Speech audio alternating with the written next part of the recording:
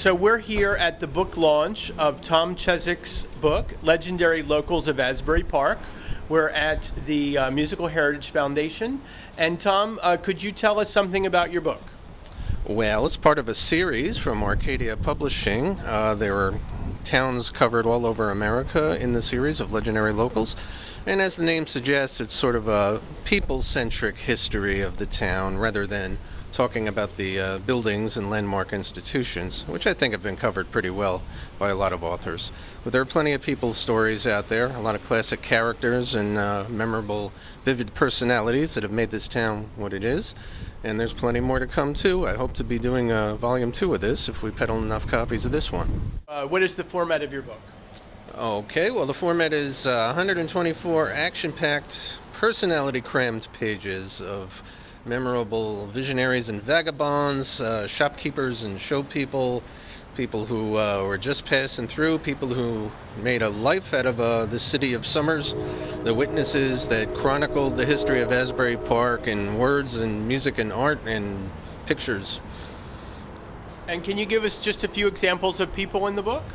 Well, we cover it all the way from Founder Bradley, circa 1870, when he was pretty much literally the only guy in town, all the way up to the here and now with some of the people that you're seeing out here in the street. For instance, the folks from the showroom right across from where we're standing, the folks here at Where Music Lives. It's a real whirlwind roller coaster history of Asbury Park, past, present, and future, hopefully. It's told through the people rather than the buildings, I think, although you'll see some of the people behind some of the famous buildings. The book is available right here at Where Music Lives. It's available at several other local businesses such as Kathy Kelly's Paranormal Books. It's available at Kay Harris's Asbury Galleria inside the Grand Arcade. I believe Style Rocket has it. And I'm sure there are several others, but I'm not totally sure of them right at this moment. You can find them at any Barnes & Noble.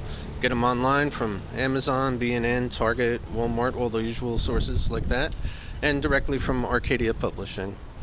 Can you give us just one highlight from the book, that one little story or tidbit that you think is, I don't know, sort of emblematic or that you like a lot? Well, this is something that I didn't realize until after I was already well on my way. I was looking for somebody who could serve as, I don't know, maybe a spirit guide of sorts, and the obvious answer I think would have been Stephen Crane, because I live in Stephen Crane's old house, the Stephen Crane house in 4th Avenue. But really I felt a special kinship with Sam Popeil.